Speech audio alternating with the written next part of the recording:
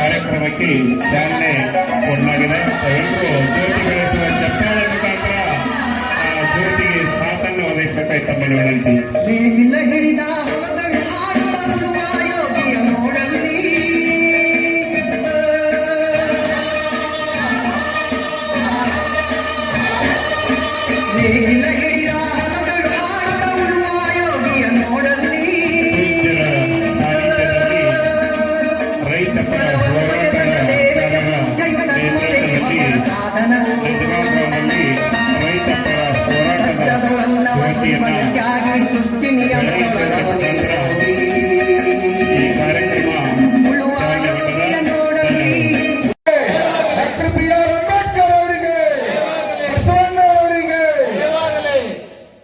ಇಲ್ಲಿಯವರೆಗೆ ನಮ್ಮ ಎಲ್ಲ ರೈತ ಮಿತ್ರರು ಆ ಅತಿಥಿಗಳನ್ನ ಪೂಜೆಯನ್ನ ಸತ್ಕರಿಸ ಅವರಿಗೆ ತುಂಬ ಚಪ್ಪಾಳೆ ಹೊಡೆಯೋರಿಗೆ ಧನ್ಯವಾದಗಳು. ಅವರು ಇನ್ನು ಈ ಒಂದು ಕಾರ್ಯಕ್ರಮ ಮಾಡ್ರಿ, ನಾವು ನಿಮ್ ಜೊತೆಗೆ ಸದಾಕಾಲ ಇರ್ತೀವಿ, ನಿಮ್ಮ ಅನುವು ಮಾಡಿ ಕೊಡ್ತೀವಿ ಅಂತಕ್ಕಂಥ ಭಾವನೆಯನ್ನ ಎಲ್ಲರ ಚಪ್ಪಾಳೆ ವಿನಂತಿ. ಅಲ್ಪೋಪಾರದ ಕಾರ್ಯ ಇರ್ತದೆ ತಗೊಂಡ್ರು. ಜೊತೆಗೆ ರಸಬಣ್ಣ ಬಿ ಪಾಟೀಲ್ ಅವರು ಕೂಡ ಸುಕುಮಾರಣ್ಣ ಬಿ ಪಾಟೀಲ್ ಅವ್ರ ಜೊತೆಗೆ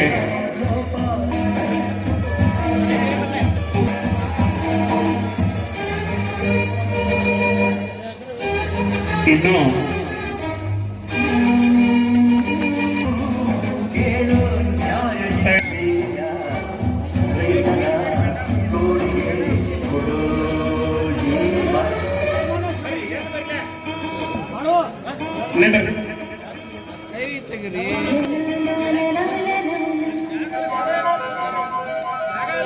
ಭಾಗದಲ್ಲಿ ಆಗಮಿಸಬೇಕೆಂದು ವಿನಂತಿ. ಅಲ್ಲೇ ಇಲ್ರಿ, ದಯಮಾಡಿ ಗುಲಾಬಿ ಹೂವನ್ನ ತಂದು ಈ ಒಂದು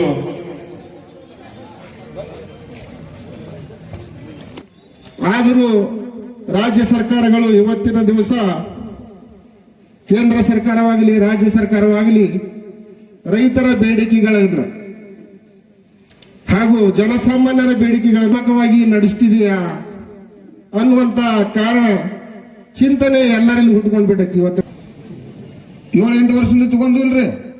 ಅವತ್ತು ಗೊಬ್ಬರ, ಡೀಸೆಲ್, ಪೆಟ್ರೋಲ್ ಏನ್ ರೇಟ್ ಇತ್ತು? ಅರ್ಧ ಇತ್ತು, ಹೌದಿಲ್ರಿ? ಕೂಲಿ ಕೂಡ ಅರ್ಧ ಇತ್ತು, ಬದುಕಾತಿದ್ದು. ಇವತ್ತದು 2 ಪಟ್ಟಾಗೈತಿ, 3 ಪಟ್ಟಾಗೈತಿ, 4 ಪಟ್ಟಾಗಿ ಎಲ್ಲ ಕೂಡ ಖರ್ಚು ಡಬಲ್ ತ್ರಿಬಲ್ ಆಗೈತಿ.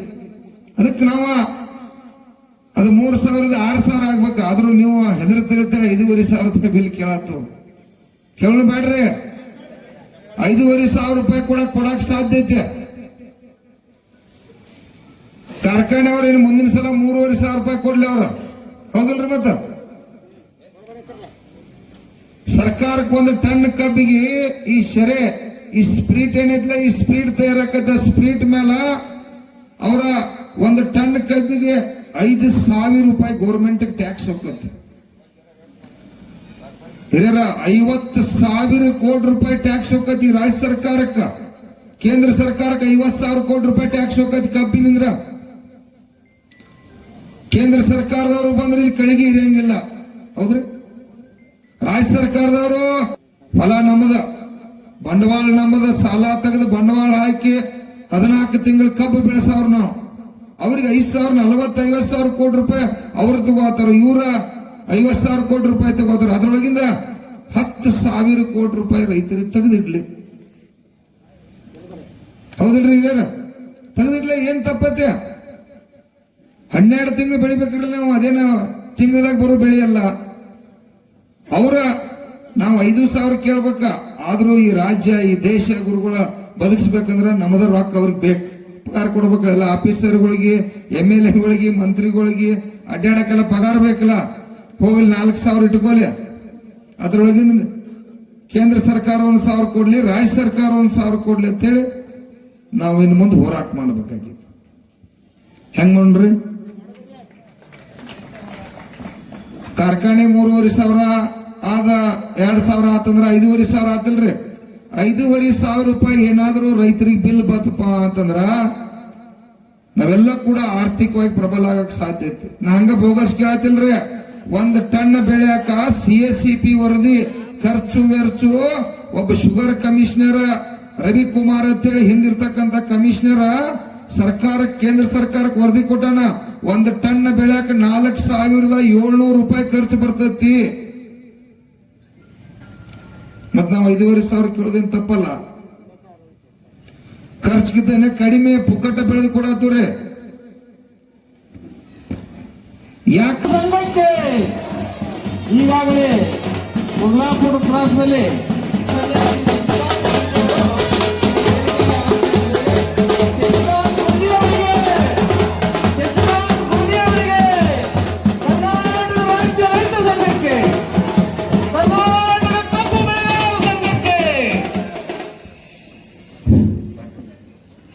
ಮನೆಗೆ ಒಬ್ಬೊಬ್ಬ ರೈತರು, ರೈತ ತಾಯಂದಿರು ನಾವಿನ್ನು ಮುಂದೆ ಹೋರಾಟಕ್ಕೆ ಬೀದಿಗೆ ಇಳಿಬೇಕಾಗಿದೆ. ಇಳಿದ್ರೆ ಮಾತ್ರ ನಮ್ಮ ಕುಟುಂಬದ ನೆನಪಿಲ್ಲ. ನಮಗ 79 ವರ್ಷ ಆದ್ರೂ ಇವತ್ತರಿಗೆ ಸ್ವತಂತ್ರ ಸಿಕ್ಕಿ 79 ವರ್ಷ ಆದ್ರೂ ಇನ್ನೂ ಕೂಡ ಬೆಳೆದಂತ ಬೆಳೆಗೆ ಬೆಲೆ ಸಿಕ್ಕಿಲ್ರಿ. ಹಿರಿಯರ ನೆನಪಿರ್ಲಿ. ಈ ದೇಶದಾಗ 4 ನಿಮಿಷಕ್ಕೊಬ್ಬ ರೈತ ಆತ್ಮಹತ್ಯೆ ಮಾಡ್ಕೋತಾನ. ಯಾಕಾರ 4 ನಿಮಿಷಕ್ಕೊಬ್ಬ ಈ ದೇಶದಾಗ ರೈತ ಆತ್ಮಹತ್ಯೆ ಮಾಡ್ಕೋತಾನ. ನಮ್ಮ ಅಂತಮ್ಮ ಸಾಯತಾನು, ನಮ್ಮ ಕಾಕ ಸಾಯತಾನು, ನನ್ನ ತಾಯಿ ಸಾಯತಾಳು. ಇವತ್ತ ತನ್ನ ಕುಟುಂಬನ ಬದುಕಿಸಲಾಗಕ್ಕಾಗಿ ಆತ್ಮಹತ್ಯೆ ಮಾಡ್ಕೋತಾರ. ಈ 545 ಮಂದಿ ಸಂಸದರ, ಈ 224 ಮಂದಿ ಶಾಸಕರ ನಿಮ್ ಬದಲು ಭಯ ಇಲ್ಲ, ಗೌರವ ಇಲ್ಲ, ನಿಮ್ ಬದಲು ಚಿಂತನೆ ಮಾಡತ್ತಿಲ್ಲ. ಯಾರು ಈ ದೇಶದಾಗ ಸಾಯ್ತಾ ಇಲ್ಲ. ಈ ರೈತರು ಮಾತ್ರ 4 ನಿಮಿಷಕ್ಕೊಬ್ಬ ರೈತ ಆತ್ಮಹತ್ಯೆ ಮಾಡ್ಕೋತಾನೋ. ಸ್ವಾಮಿನಾಥನ ವರದಿ ಜಾರಿಗೆ ಬರ್ತೈತಿ. ನಮ್ಮೆಲ್ಲಾ ರೇಟ್ಗಳು ಡಬಲ್ ಆಗ್ತಾವು, ನಮ್ಮ ಕುಟುಂಬಗಳು ಆರ್ಥಿಕವಾಗಿ ಪ್ರಬಲ ಆಗ್ತಾವಂತ ನಾವು ಓಟ್ ಹಾಕಿದ್ವು. ಇವತ್ತಿನವರೆಗೆ ಸ್ವಾಮಿನಾಥನ ವರದಿ ಜಾರಿಗೆ ಬರಲಿಲ್ಲ. 10 ವರ್ಷದಿಂದ ಏನ್ ರೇಟ್ ಅದ ಇವತ್ತು ಕೂಡ ನಮ್ಮ ರೇಟ್ ಅಷ್ಟ ಅದಾವ. ಅಂದ್ರೆ ಏನಿದ ಈ ದೇಶದ ಪ್ರಧಾನಮಂತ್ರಿ ಸುಳ್ಳು ಹೇಳ್ತಾರೋ. ಈ 245 ಮಂದಿ 24 ಮಂದಿ 545 ಮಂದಿ ಸುಳ್ಳು ಹೇಳ್ತಾರಂತಂದ್ರ ಏನು? ಇವತ್ತು ನಮಗ ಗಣರಾಜ್ಯೋತ್ಸವ ಆಗಿರ್ತಕ್ಕಂಥ ದಿನ, ನಮ್ಮ ಹಕ್ಕ ಕೊಟ್ಟಿರ್ತಕ್ಕಂಥ ಸಂವಿಧಾನ ಶಿಲ್ಪಿ ಡಾಕ್ಟರ್ BR ಅಂಬೇಡ್ಕರ್ ಅವರು ನಮಗೆ ಸಂವಿಧಾನ ಕೊಟ್ಟಿರ್ತಕ್ಕಂಥ ದಿನ. ಇನ್ನಾದ್ರೂ ನಮ್ಮ ಪ್ರಜಾಪ್ರಭುತ್ವಕ್ಕ ಈ ರೈತ ಕುಲಕ್ಕೆ ನಮ್ಮ ಹಕ್ಕಿಗೆ ನ್ಯಾಯ ಸಿಕ್ಕಿಲ್ಲ ಅಂದ್ರೆ ಏನಿದೆ ಪ್ರಜಾಪ್ರಭುತ್ವ? ಪೂಜ್ಯರ ನೇತೃತ್ವದಾಗ ಫೆಬ್ರವರಿ 18 ಒಳಗಾಗಿ ಎಲ್ಲರ ಎಕರೆಗೆ 1 ಲಕ್ಷ ರೂಪಾಯಿ DCC ಬ್ಯಾಂಕ್ದಾಗ ಸಾಲ ಕೊಡ್ತಿದ್ರ. 1 ಲಕ್ಷ ಗಂಟಲೆ ಸಂಘಟನೆ ನಾವು DCC ಬ್ಯಾಂಕ್ ಮುಂದ 1 ಲಕ್ಷ ರೂಪಾಯಿ ಎಕರೆಗೆ ಕೊಡುವರಿಗೆ ಪ್ರತಿಭಟನೆ ಮಾಡ್ಬೇಕಂತ ನಿರ್ಣಯ ಮಾಡಿದ್ವಿ. ಹೌದು ಅಲ್ರಿ, ಅಲ್ಲಿ ಯಾರ್ಯಾರು ಕಮರ್ಷಿಯಲ್ ಅವರಿಗೆ 12 ಎಕರೆಗೆ 130 ಕೋಟಿ ರೂಪಾಯಿ ರೊಕ್ಕ ಕೊಟ್ಟಾರು. ಕಾರ್ಖಾನೆಗೆ 300 ಕೋಟಿ ತಗೋತಾರು, 200 ಕೋಟಿ ರೂಪಾಯಿ ಹಣ ತಗೋತಾರ ಅಂತಂದ್ರ ಯಾರ ಹೆಸರು ಮೇಲೆ ಚುನಾವಣೆ ಆರಿಸಿ ಬಂದಾರ? ಅವ್ರ ಯಾರ ಹೆಸರು ಮೇಲೆ ಬಂದಾರ್ರಿ? ಇದು ರೈತರ ಬ್ಯಾಂಕ್. ಇಲ್ಲಿ ರೈತರು ಬಿಟ್ಟರೆ ಬೇರೆದೇನೂ ಇಲ್ಲ, ರೈತರ ಆಶ್ರಯ ಬ್ಯಾಂಕ್ ಅಂತೇಳಿ ಚುನಾವಣೆಗೆ ಆರಿಸಿ ಬಂದರು. ಅವ್ರಿಗೆ ವಿನಂತಿ ಮಾಡ್ಕೊತು, ಅವ್ರ ಮೇಲೆ ದ್ವೇಷ ಇಲ್ಲ, ಅವ್ರಿಗೂ ಬೇಕಾದ್ರೆ ಕೊಡ್ಲಿ, ಏನ್ ತೊಂದರೆ ಇಲ್ಲ. ನಮಗ ಮಾತ್ರ ಎಕರೆಗೆ 1 ಲಕ್ಷ ರೂಪಾಯಿ ಸಾಲ ಕೊಡ್ಬೇಕಂತೇಳಿ ನಂದಗಾಂವ್ ಗ್ರಾಮದಿಂದ ಈ ರಾಜ್ಯ ಸರ್ಕಾರಕ್ಕೆ ಒತ್ತಾಯ ಮಾಡ್ತಾ ಇದ್ದೀವಿ. DC ಬ್ಯಾಂಕ್ ಇರ್ತಕ್ಕಂಥ ಇಡೀ ಆಡಳಿತ ಮಂಡಳಿಗೂ ಒತ್ತಾಯ ಮಾಡ್ತಾ ಇದ್ದೀವಿ. ಹೋರಾಟ ಮಾಡುವ ಕಾಲಕ್ಕ ಅಲ್ಲಿ ಮಾಡ್ತಕ್ಕಂಥ ಹೋರಾಟಗಾರರು ಉಪವಾಸ ಇರಬಾರ್ದು ಅಂತೇಳಿ ನಂದಗಾಂವ್ ಗ್ರಾಮದವರು ತಾವೆಲ್ಲ ಹಿರಿಯರು ತಾಯಿಯರು ರೊಟ್ಟಿ ಮಾಡ್ಕೊಂಡು, ಅನ್ನ ತಗೊಂಡು, ಕಾಯಿಪಂಚ್ ತಗೊಂಡು, ಅಕ್ಕಿ ತಗೊಂಡು, ರೊಕ್ಕ ಪಟ್ಟಿ ಮಾಡಿ ಏನು ತಂದಲ್ಲಿ ಕೊಟ್ಟಿರಲ್ಲ. ಅದು ಗುರ್ಲಾಪುರ ಗೆದ್ದದ. ಅದಕ್ಕೆ ನಿಮ್ಮೆಲ್ಲರ ಪಾದ ಕಣಿ ಹಚ್ಚಿ ನಮಸ್ಕಾರ ಮಾಡಿ ಧನ್ಯವಾದ ಹೇಳಕ್ ನೀವು ಮೋರಿ ಬರ್ತೀವಿ.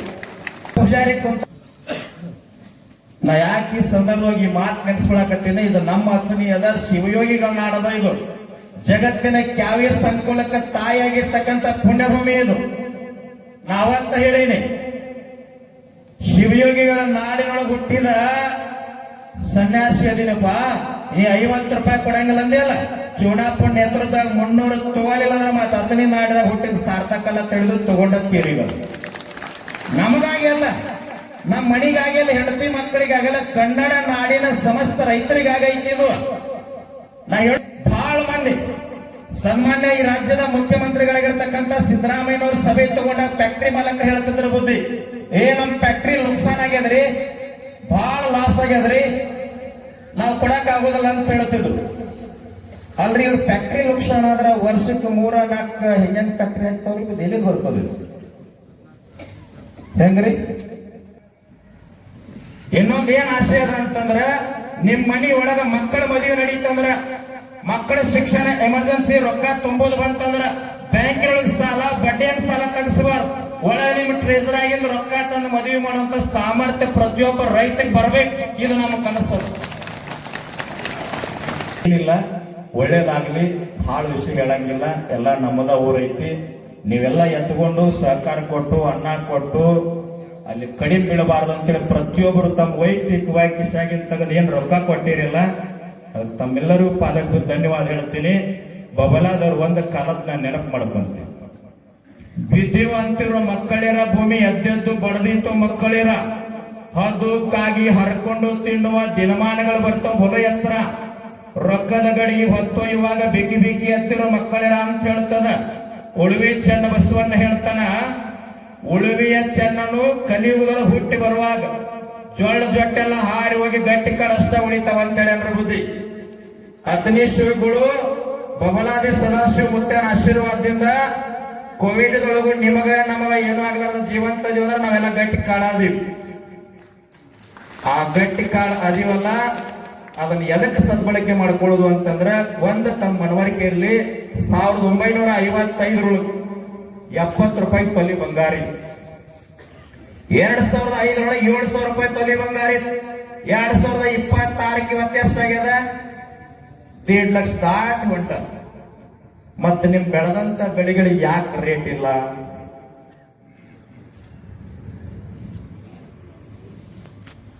ಆ ರೇಟ್ ಸಿಗೋದು ಯಾವಾಗ? ನಾವು ಕೂಡ ಸರ್ಕಾರಕ್ಕೆ ನೇರವಾಗಿ ಪ್ರಶ್ನೆ ಮಾಡಬೇಕಾಗ್ತದ, ಗಟ್ಟಿತನದಿಂದ ಎದುರಿಸಬೇಕಾಗ್ತದ. ಇವತ್ತು ನಿವೃತ್ತ ಸೈನಿಕರಿಗೆಲ್ಲ ಪೆನ್ಷನ್ ಅದ, ಮನ್ಯಾಗ ಆರಾಮಿರಬಹುದಲ್ಲ. ಅಲ್ಲಿ ದೇಶ ಸೇವಾ ಮಾಡಿವಿ, ಇಲ್ಲ ರೈತರ ಸೇವಾ ಮಾಡುವ ಅಂತೇಳಿ ಗುರ್ಲಾಪುರದೊಳಗೆ ಸಾವಿರ ಸಂಖ್ಯೆಯೊಳಗೆ ಬಂದವರೆಲ್ಲ ನಮಗ್ ಬೆಂಬಲ ಕೊಟ್ಟು ಜೋರಾಗಿ ಚಪ್ಪಾಳೆ ಮೂಲಕ ಅವ್ರಿಗೆ ಕೂಡ ಒಂದು ಧನ್ಯವಾದ ಸಲ್ಲಿಸ್ತಾರೆ. ಡಾಕ್ಟರ್ ಬಂದ್ರು, ವಕೀಲರು ಬಂದ್ರು, ವಿದ್ಯಾರ್ಥಿಗಳು ಬಂದ್ರು, ಕೂಲಿ ಕಾರ್ಮಿಕರು ಬಂದ್ರು, ಪ್ರತಿಯೊಬ್ಬರು ಬಂದು ಯಾಕೆ ಸಹಕಾರ ಕೊಟ್ಟರು ಅಂದ್ರೆ ಅಲ್ಲಿ ಪಕ್ಷ, ಧರ್ಮ, ಜಾತಿ, ಆ ಜಿಲ್ಲೆ, ಈ ತಾಲೂಕು ಯಾವುದು ಇರಲಿಲ್ಲ. ಯಾವ ಫ್ಯಾಕ್ಟರಿ ಮಾಲಕರು 50 ರೂಪಾಯಿ ಕೊಡುದಿಲ್ಲ ಅಂತ ಹೇಳ್ತಿದ್ರಲ್ಲ, ಗುರ್ಲಾಪುರ್ ಹೋರಾಟ ಮುಗಿದ ಕಬ್ಬು ಕಡಿಮೆ ಬೆಳಿಕೈತಲ್ಲ, ನಂದ 50 ನಂದ 50. ಫ್ಯಾಕ್ಟರಿ ಮಾಲೀಕರಿಗೂ ಸಹಿತ HNT ಅಂತ ಹಾಕೋದು 20 ಕಿಲೋಮೀಟರ್ ಒಳಗೆ ಅವ್ರ ಕಬ್ಬ ಅಂತಂದ್ರೆ ಅಲ್ಲೇ 400-500 ರೂಪಾಯಿ ಉಳಿತದ. ಇಲ್ಲಿ ಫ್ಯಾಕ್ಟರಿ ಅದ 80 ಕಿಲೋಮೀಟರ್ ದೂರದಿಂದ ಕಬ್ಬು ತರ್ತಾರ, ಅಲ್ಲಿದಾಗಂಗಿಲ್ಲ. ಸ್ವಲ್ಪ ನಾವು ಕೂಡ ಜಾಗೃತ ಆಗಬೇಕು. ನಮ್ಮ ಎಲ್ಲ ಬೆಳೆಗಳಿಗೆ ಬೆಂಬಲ ಬೆಲೆ ತಗೋಬೇಕು. ಇವತ್ತು ನಿಮ್ಮೆಲ್ಲರ ಆಶೀರ್ವಾದದಿಂದ ಕರ್ನಾಟಕದ 31 ಜಿಲ್ಲೆಯೊಳಗೆ ಒಂದು ಸಾಮಾನ್ಯ ಎಲ್ಲ ಮಹಾತ್ಮ ರೈತರು ಚುನಾ ಪೂಜಾರಿ ಎಲ್ಲರೂ ಕೂಡ ಕರೆ ಕೊಟ್ರ 10 ರಿಂದ 15 ಲಕ್ಷ ಸೇರ್ತಕ್ಕಂತ ಒಂದು ಸಾಮರ್ಥ್ಯ ರೈತ ಸಂಘ ತಾಕತ್ತ ಬಂದದ. 519.6 ಅದ, 524.256 ಎತ್ತರ ಆಗಬೇಕಾಗ್ಯದ. ಹಿಪ್ಪರಿಗೆ ಬ್ಯಾರೇಜ್ದಾಗ ನೀರ್ ಹೊಂಟಾದ. ಬುದ್ಧಿ ರಾಜಕಾರಣಿಗಳು ಹೋಗ್ತಾರ್ರಿ, ಮೈಕ್ ಹಿಡಿತಾರ್ರಿ, ಪ್ರೆಸ್ ಮೀಟ್ ಮಾಡ್ತಾರ, ನೀರ್ ಬಂದ್ ಆಗವ. ರೈತ ಸಂಘದಿಂದ ಬಂದ್ ಆಗೈತಿ ಇವತ್ತು.